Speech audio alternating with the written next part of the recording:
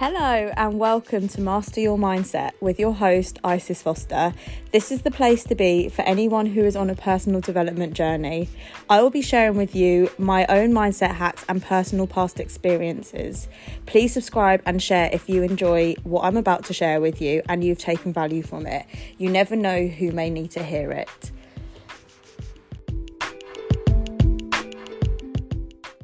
Hello, on today's episode, I am so excited to be sharing an incredible guest with you all.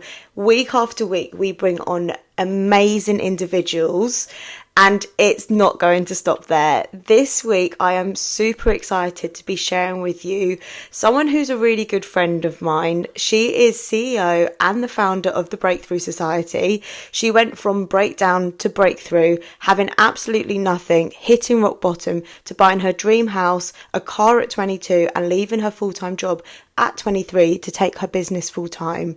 She went from being broke and burnt out in business, generating 2 to 3 figure launches, to now multiple 30k months. She's been in the personal development space and business world for 6 years now.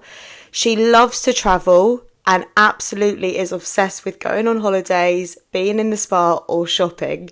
So without no further ado, I would love to introduce you to the amazing Jessica Leaming. Woo! Hello! I am so excited to have you here. I feel like this has been a long time coming. It has. It really has. I'm excited.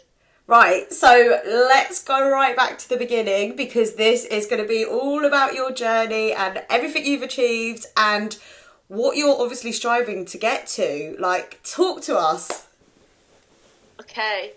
I mean, where it all began was probably 2018, I'm going to say. 2017, 2018, when I lived down south. This is where the whole story of me, the breakthrough, everything as people will probably know me now kind of stem from. And I feel like everybody comes with one of these stories. And I try and make it as uncliche as I can because everyone has this story where shit goes wrong and things go bad. And sometimes I hate playing into that narrative because if anyone's listening to this and they don't have that right now, you don't feel like you're hitting rock bottom and you just want some motivation.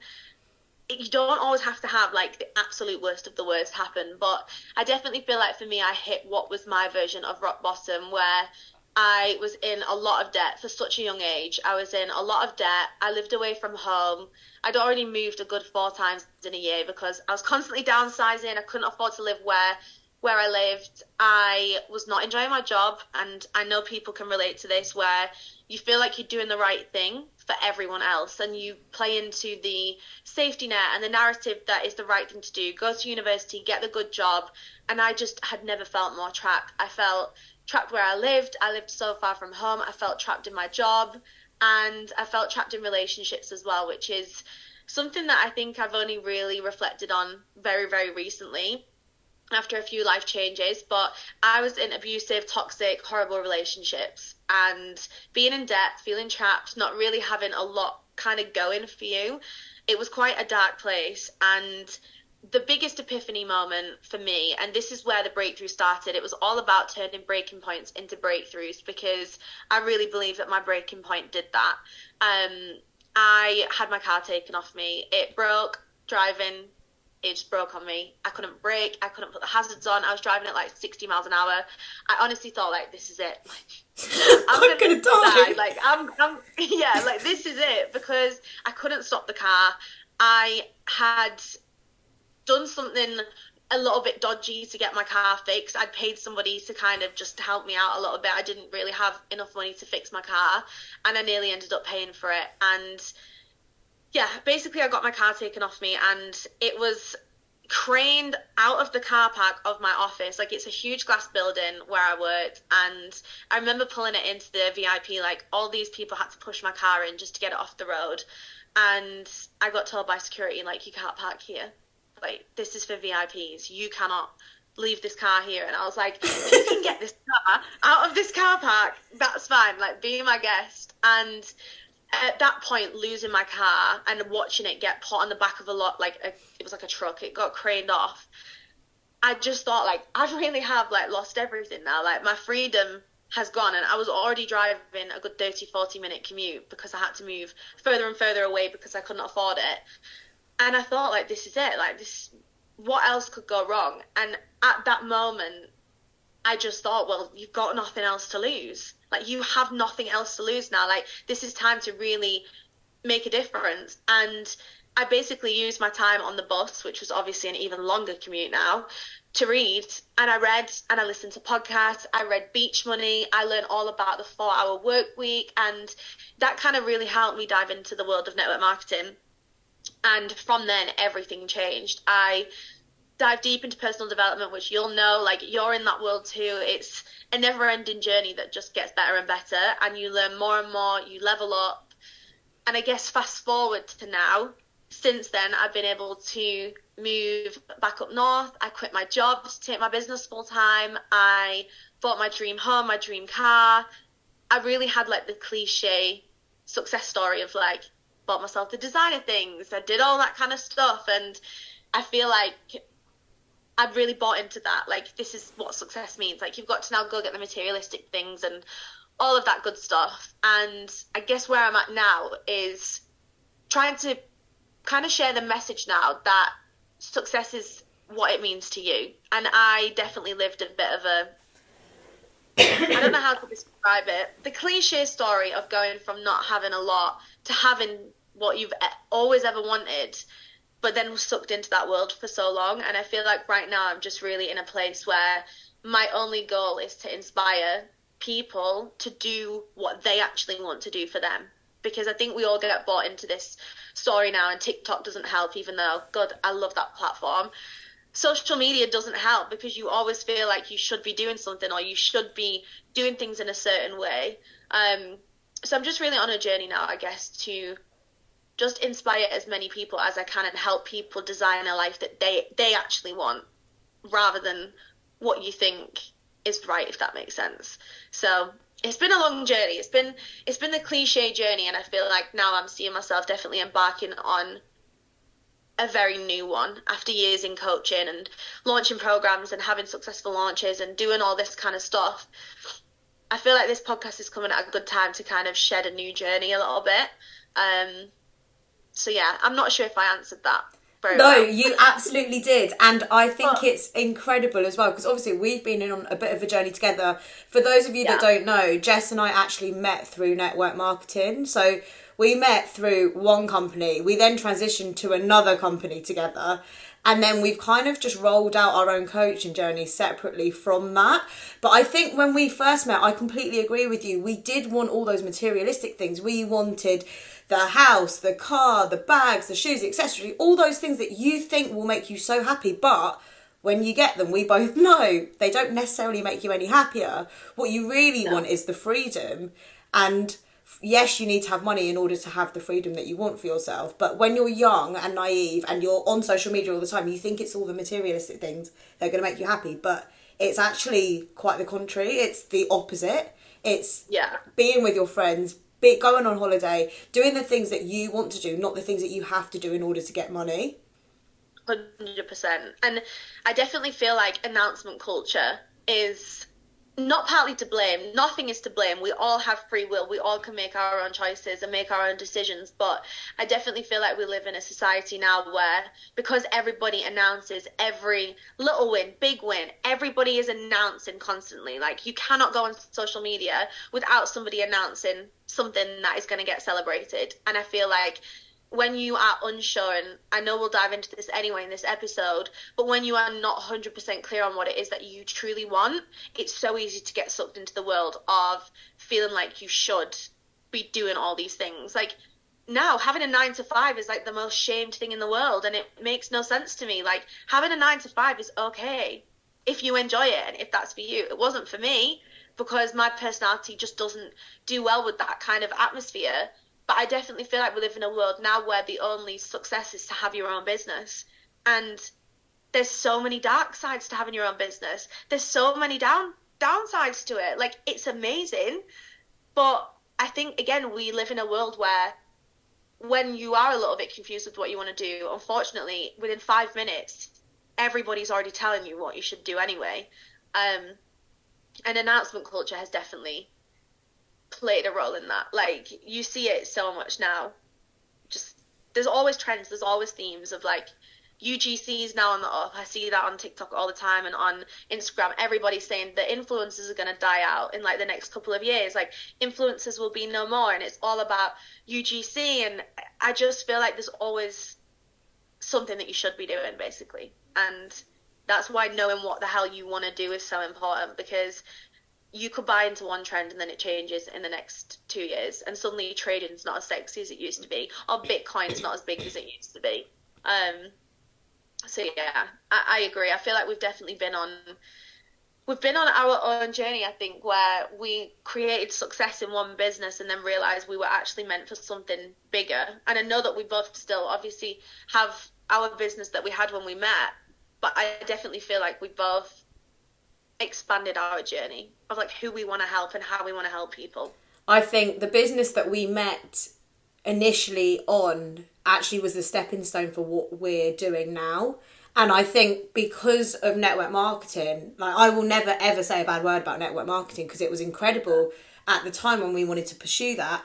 But not only was it an incredible business, it brought so many like-minded people into our lives, which I genuinely don't think, I would never have met you had it not have been for the business or the people we are surrounded with. And we built an amazing community of like-minded individuals and such a nice culture of people around us who I don't think I would ever have met in normal day-to-day life, because I love my friends, but they think so differently to me, and their motives and what they want to go after in life is so different. Whereas when you're building a community like we did, everyone is so similar and everyone kind of cheers you on, and you do have like your own like supportive system, and it's beautiful. And I don't think we would have ever got that if we didn't have that stepping stone to where we are now.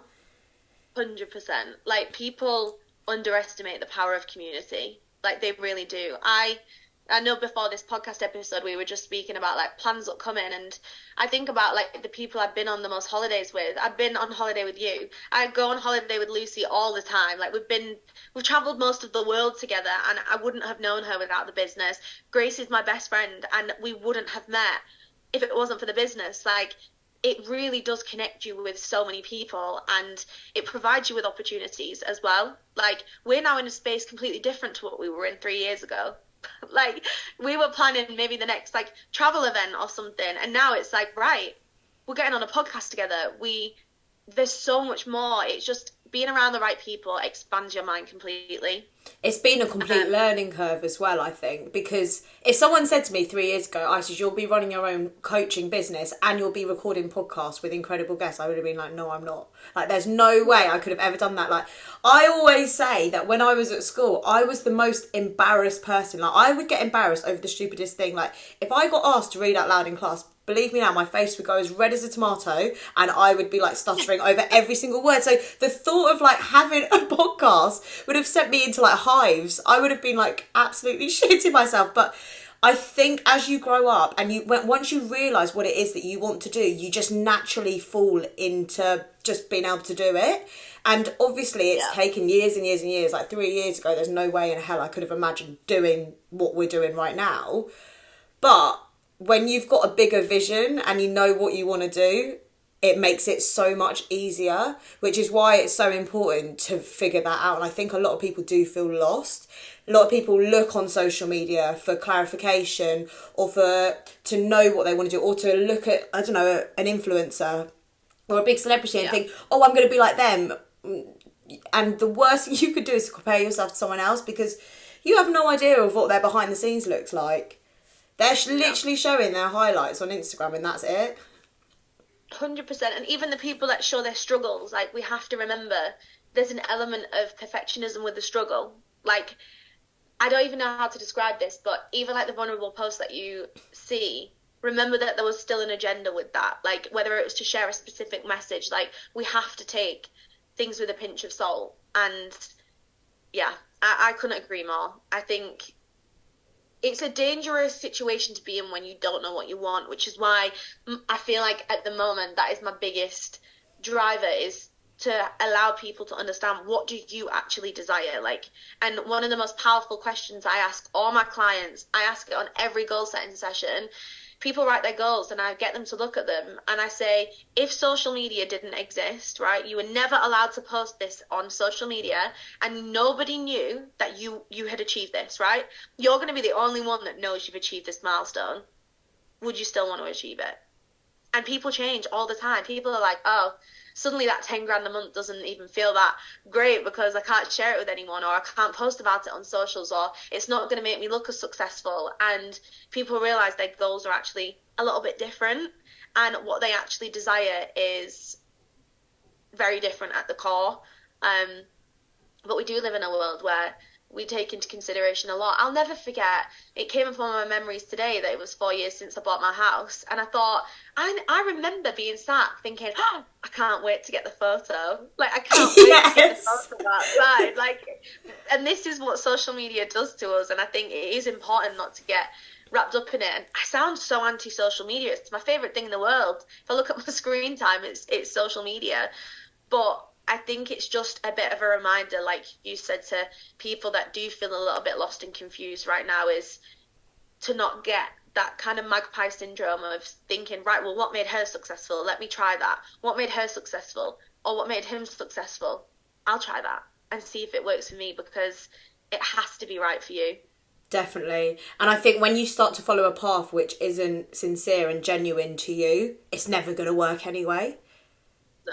And you might get some results, but again, I keep talking about this journey. I'm still yet to discover. I know we spoke about this before we jumped on. I know something's brewing right now for me. Something is brewing in my world, and I'm not sure what. But upon reflection, I've realised even some of my most successful launches were driven through, I need to be careful how I word this so that it doesn't come across wrong, but I was getting coached at that point in my life. And obviously when you pay attention. So whatever this person says, you think this is what I should be doing. And I definitely looked, and now I've launched the membership, I'm like, that was what I was always meant to do. And actually I talked myself out of that to create a program that brought me in a lot of income, which was amazing, and I helped so many incredible individuals, but it wasn't aligned to what I actually wanted to create.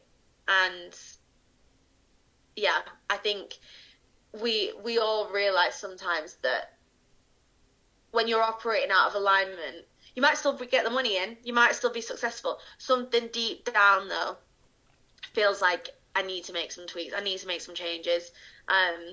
Yeah, I agree. I think until you've been in a position where you've earned all the money that you've wanted to earn, you will forever be chasing the money and the status, because you think in your head that's what you need to be happy and to feel successful.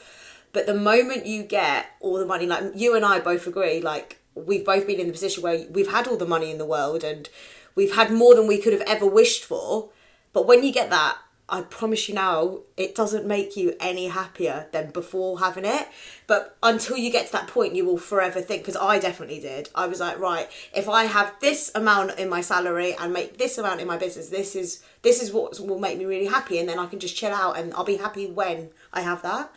And then when you get it, it almost feels like you feel like deflated, because it's the point that you thought you were going to be really happy. You get it, and then you're like, okay, well, I'm not. What's actually going to make me happy? And then you have to dive in deeper and think, well, what are the things that allowed me to be happy before social media, when I was younger? Like, you have to do a lot of inner reflection and you have to dive deep into yourself, because before social media was a thing and before all these materialistic things were big things to us, we were happy as children. Well, I definitely was.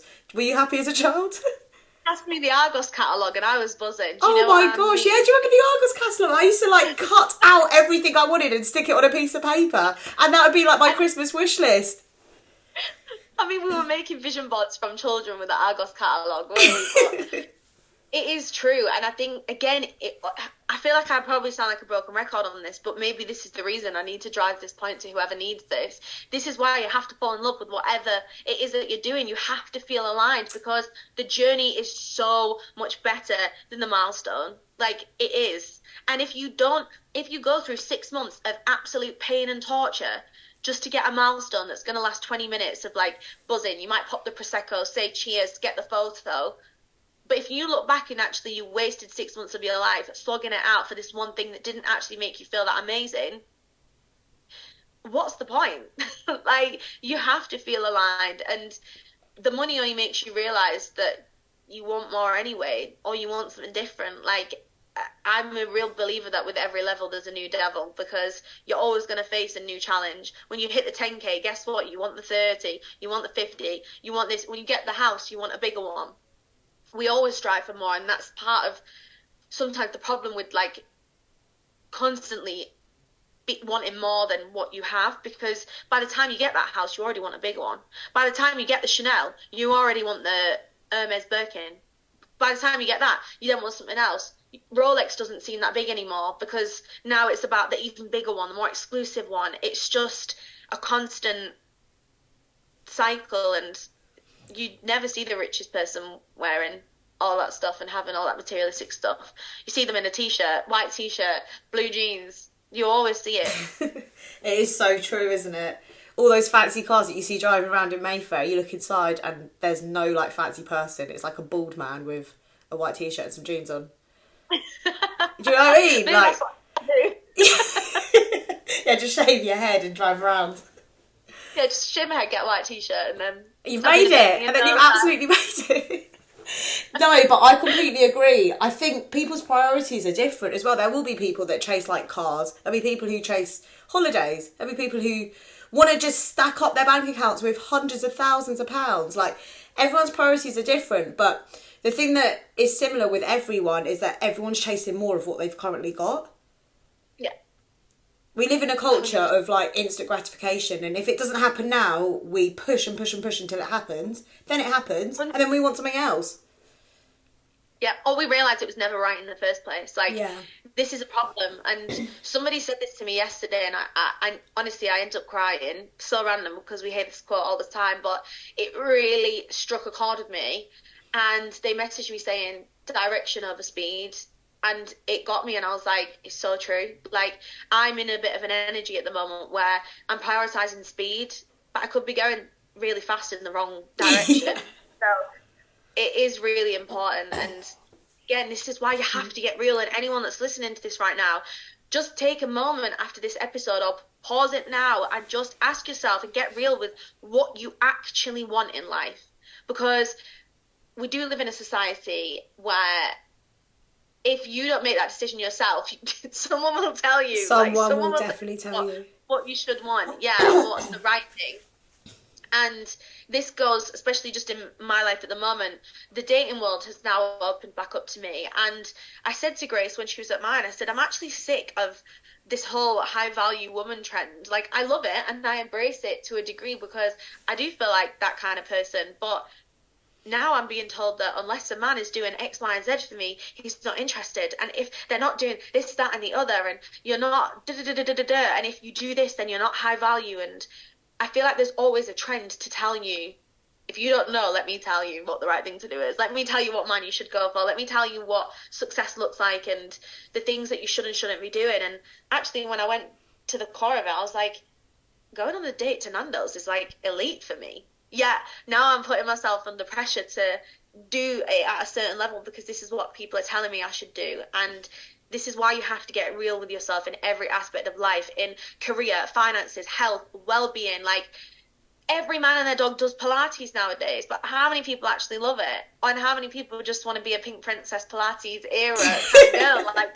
and we all do it. Like, we all, this is the thing, we all do it. We all had that powerful, we've done it, we both have, the powerful 5 a.m. morning routine. We've been bought into it before, because there's always something that you should be doing. And you don't take hold of it and you don't take control, you will live in autopilot for the rest of your life. And autopilot means somebody else is controlling it.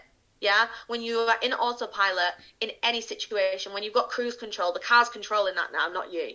Yeah, so you take control back. You're not in control of that, other than potentially the steering. But anyway, besides my point, it's the metaphor. It's true though. Like, we have to get into the driver's seat at some point in life and just understand, where do I want to route this GPS? How fast do I want to get there? Do I want to pass anything on the way? What's important to me? Do I want a Starbucks before I set off? Do I need the coffee? You have to make that decision sometimes. And a lot of us, unfortunately, live in autopilot, which means we never live a fulfilled life because we just go with what we're told to do and what's right. And I definitely have done that a lot of times in my life. I agree with you, Jess. Definitely. I think there's answers for every question that we have. Like, to the point that if you're struggling for an Instagram caption, go on TikTok and look for Instagram captions about beaches. Like, there's answers like, we've all done it. Like, there's answers literally everywhere. And if you are not sure in yourself what you want the answer to be, someone else will tell you what it's going to be. And you'll forever be living someone else's life. Yeah. This is it. You will be living what somebody else tells you is success. And I'm not gonna lie, I literally did a TikTok about this last night, and I just said, like, I feel so overwhelmed, and if anybody else feels the same, like, obviously reach out to Isis or myself, but I feel really overwhelmed. And for someone that posts on Instagram and socials every day, it took a lot for me just to be honest. But I was like, I'm sick of doing what I think I should write as a coach. I'm sick of having to do what seems right. And I just basically said, like, right now I'm in, let me just make sure it doesn't play, like, the audio, but I just said, like, all you see on socials is being told how to be, live, and act. I'm exhausted of constantly being told how I should be living life, how I should be in relationships, and what's right and wrong. Everybody has 101 opinions on everything right now, and I feel like no one can be truly authentic because we're constantly trying to act a certain way or improve. And I just said, I don't even know if this makes sense, but I just feel exhausted of consuming advice and rule books. And that's where I'm at right now, and I've never come on a podcast and spoken this vulnerable before, to be honest. I've always had such a clear agenda of what I want to speak about, but I feel like if I'm feeling this and I have a successful business and I have all the things I think I should have, there's going to be people out there that are feeling this harder than me and just feeling confused and overwhelmed of what the fuck to do. But no, that's fine. That's fine. I'm so clear on this podcast that I don't edit it, so everything you say will be as you say it. I think it's better to be raw and real, so don't worry, it's absolutely fine. I hope there's no younger children listening to this, but it's fine. I completely agree with you, Jess. Honestly, I think we live in a world where we're told that we shouldn't feel overwhelmed and we shouldn't feel stressed. You look on social media, everyone's showing their best bits, so you automatically think, oh, they can't be having a bad day. But then there's the other side where if you're having a bad day, you've got to portray that all over social media and let the whole world know. It's almost like you can't just have a bad day in peace and have a bad day to yourself.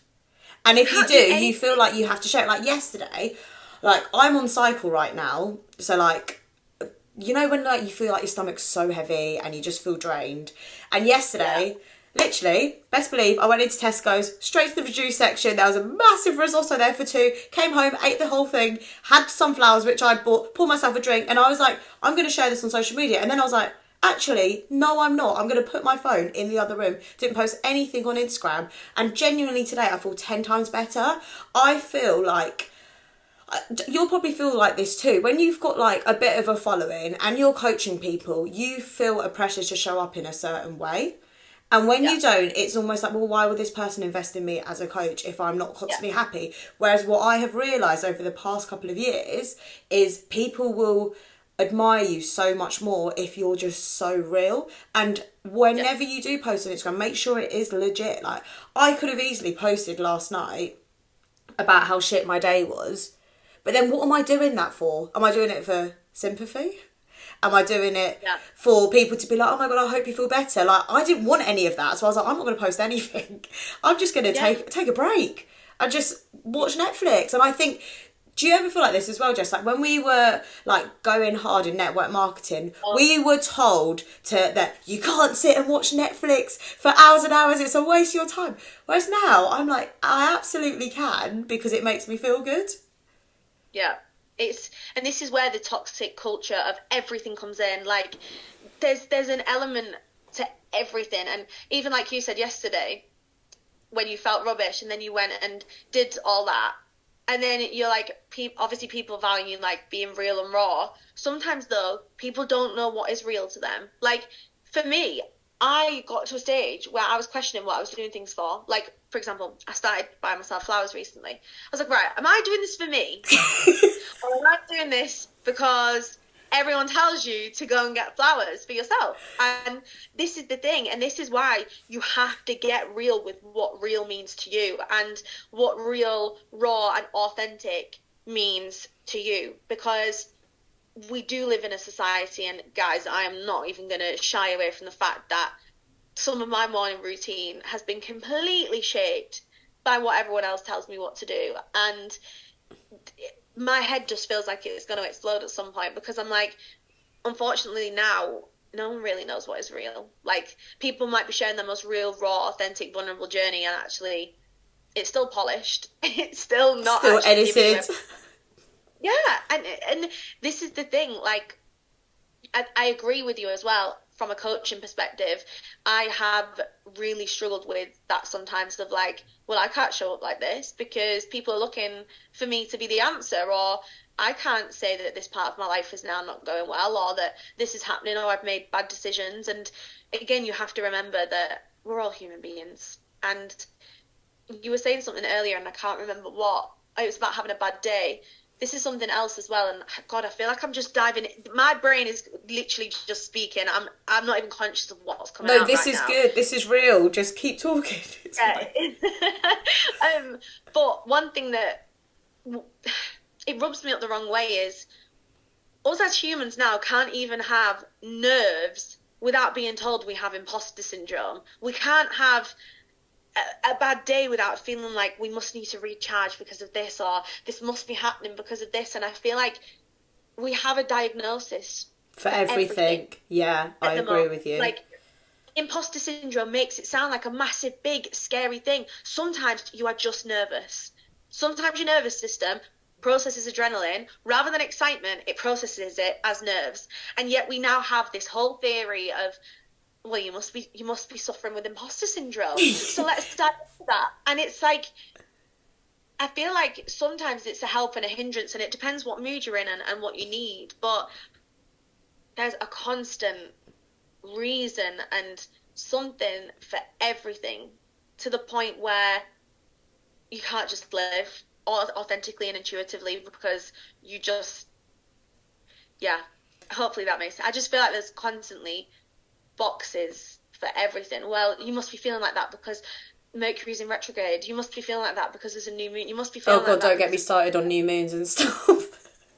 Like, and I'm someone that, the new moon the other day, I sat and I watched a tarot about it, and the funniest thing was, I have said for about a month and a bit now, that is not what I want to be doing anymore. I'm sick of watching stuff and thinking, you're not about to tell me what my life is, because I'm confused, you're going to influence me. I don't care what anybody says. If you are in a state of confusion and you search for answers, you will choose the answer that sits the most comfortable with you. You will choose the narrative that supports you in the best way possible. Yeah? Like, let's say that you just can't be asked today, right? You're meant to go to the gym, you can't be asked. We now live in a society where, I don't know how to describe this. I really want to make sure this comes across in the right way. But we live in a society where just saying, just get to the gym. Like, you can do this. Like, just get over that mental barrier of putting your gym stuff on. That's not the answer anymore. It's now like, recharge the batteries. Like, you must da-da-da-da-da-da. There's always something now to just... To, like, let you off the hook. To basically let you off the hook and not do what you were meant to do. We can excuse every behaviour under the sun now. They have this attachment style. They've got unhealed trauma and da-da-da-da-da. And this is not me saying I don't believe in it. I have trauma, I have healing to do, I have healed, I have done so much work on myself, but I just feel like, again, it adds that extra layer of just complexity and confusion to people who don't know what's going on. Yeah, I agree massively with you. And I think, going back to the point about the gym, I definitely get those days. Like, I'm someone who trains constantly. Like, I'll go at least 3-4 times a week. I train with an online coach. But believe me, there are some days where I'm like, I really cannot be asked. And I will tell myself a false narrative like, oh, it's because you're on your period, or oh, it's because you're having a bad day, or I look on Instagram and everyone's like, oh, recharge your batteries, just like take it easy, listen to your body. I'm not listening to my body, I'm listening to my brain, because my brain is the thing telling me that I shouldn't go. Yeah. And I do it. I do it all the time. Like, we love to choose a narrative that keeps us comfortable sometimes. And this is, again, kind of going into like the goal setting and how I keep saying, like, to be real with what you actually want as well. Like, for me to have success, I have to constantly choose a narrative to support where I want to be, not where I am now. And I find quite often when I want to sit in comfort and I want an excuse, I'll sit in the narrative of where I am right now. Like, what's happening today? Like, let me sit in that narrative. Let me just sit and be in it. And sometimes you need it. Like, your body, when you learn how to be intuitive and you learn how to listen to your gut and listen to yourself, you know what's right. Yeah. It's like when you know deep down you probably should leave the party because you're a little bit tired and it's not actually that fun. But then something will override that. Yeah. And have another drink. Like, sometimes we battle that just with small life decisions that we make of just driving to McDonald's rather than driving to the shop, even though driving to the shop is closer and you can get back and eat a healthy meal. Like, we do battle this sometimes, and I think I'm really big on choosing the narrative always to support where you actually desire to be, because it will mean that you enjoy the now a little bit more because you are doing something that your future self will thank you for. But there's two sides to everything. And this is where, again, I feel like it's just, you have to know what you want, because so many of us start these journeys not really what we want. So many of us start a fitness journey, or we start going to yoga, or we start meditating because we're told that that's what we need to do. And it doesn't feel that aligned to us. And this is where you have to take them moments just to be real with yourself. Yeah. And I think for those people who don't know what they want, you got to try a few things, put your fingers in a few pies, mix it up, because you can look on social media all day long, but until you physically put yourself in a situation to try different things, meditating, working out, baking a cake, I don't know, whatever it is, you'll never know if that thing is for you or not. Obviously, like, now we are halfway through 2023, which, by the way, has gone so fast. I can't believe we're in July. Where the hell is the first part of 2023 gone? But you and I both have goals for the rest of the year. What things are you going to be implementing in order to make sure you reach your goals by the end of this year? I think for me, like, the one thing I always say, and I say this to all my clients, I say this to everyone, is once you decide what your goals are, once you decide what your non-negotiables are for the year, what you decide you've declared is important to you now, like, you've declared that, you've written it down, that must be important to you, you have to assign them with high impact tasks that are actually going to push the needle and drive the needle forwards on what it is that you want. So, for example, you might have financial goals. I know for me, I want to just trial being somewhere else in the world for the rest of the year. That's wonderful written down. That's absolutely wonderful. I could sit on Airbnb every night. I could go on social media and see where everyone else is. But I have to then now do things, high impact things, to make sure that that can happen.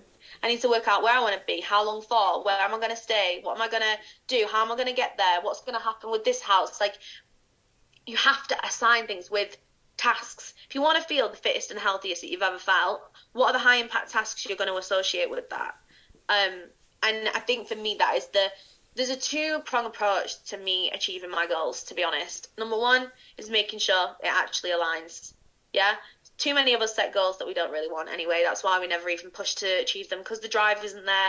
We don't really care if we achieve it or not, because we're not really sure we want it anyway. You have to make sure you're aligned. And you have to make sure there's driving force behind it. Otherwise, you will be so much more deflated setting goals that you don't really care about and not achieving them. That's a double whammy, because you're like, oh, wow, I've not achieved them anyway. Number two is just assigning it with the high impact tasks. What is actually going to drive the needle forward? And I know I'm speaking a lot about so many topics that are not related, but for those that are genuinely wanting to set goals for half two and really make this the year, you have to cut the bullshit. You have to cut these little narratives sometimes that are like, oh, well, I'll just do that another day, or let's find a comfort reason to keep me safe. You have to get real with what you want, and then you have to put the drive behind the goals that you set yourself, and again, choose the narrative that supports where you want to be, not where you are now. Because so many of us set these goals for, I want to launch a business, I want to have a 10 grand month, I want to do this, I want to do that. Brilliant. How are you going to do it? And manifestation me says decide on the what and the how will follow, but there's also an element of at least do the work as well. At least just decide on the tasks that you're going to do. Even if you don't know the route, what are you going to do? Are you going to commit to working out 3 times a week? Might be different every week. It might be running, it might be walking, it might be hot yoga, it might be an exercise class, it might whatever. But you have to make some form of commitment to yourself. And this is one thing I actually did listen to the other day, and it really hit me hard. If you set goals for yourself and you do not, and you fail to execute the habits that are needed to achieve it, it's actually a reflection of the respect that you have for yourself. Because if I know the president, let's say, president of all people, of the United States, of course they're going to want to meet me. But let's say I've got a meeting with the president. Do you think I'm going to be late? No. No way am I going to be late to that, right? I am meeting someone, my idol. Someone's told me I can go meet A$AP Rocky. Yeah. I'm not going to be late. I'm probably going to be early. Yeah. And I'm going to look and feel the best I've ever felt. But why, when I say to myself, I'm going to go to the gym in the morning, do I find 101 reasons to make myself late? Or it's kind of okay, don't really, so who's going to know anyway?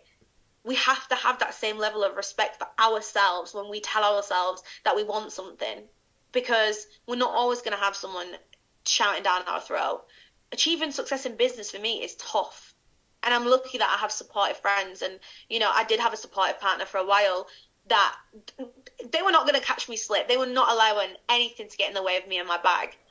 But now I'm really trying to focus on having that respect for myself of, you wouldn't be late for work because there would be repercussions. You wouldn't just not turn up. You wouldn't just not do all these things and miss your friend's birthday party and not communicate. So why are you prepared to do that for your own goals? And this is where you have to make sure, are they that real for you? Like, is it truly, truly what you want? If so, why are we so easy to just disrespect it and disrespect ourselves and say, I'll do it another day. I'll go and make a decision that absolutely does not fit with what I've told myself that I desire. And sometimes it's because we actually lack the respect for ourselves, and do we trust that we're actually going to achieve it? Those are such good points, Jess. Honestly, if I could write down 5 points to get me to my goals for the end of this year, you've absolutely nailed them. You have been incredible. Thank you so, so much. I think a lot of people are going to want to find you on social media. So where can the listeners find you? Find me everywhere. But from a coaching perspective, you can find me on at the Breakthrough Society on Instagram. Also have a website as well, which is just thebreakthroughsociety.co.uk. From a more personal perspective, just search for my name, Jessica Leaming, Leaming. You'll find me on Instagram, you'll find me on TikTok, YouTube, and that's a little bit more of like the behind the scenes in real life. But yeah. I will drop all of those in the show notes. So anyone listening, have a look at the show notes and you can find her on all social media platforms. Thank you so much, Jess, for coming on Master Your Mindset. You've been absolutely incredible. Thank you. Thank you for having me as well. It's been unintentionally extremely vulnerable. We love that. We love vulnerability here.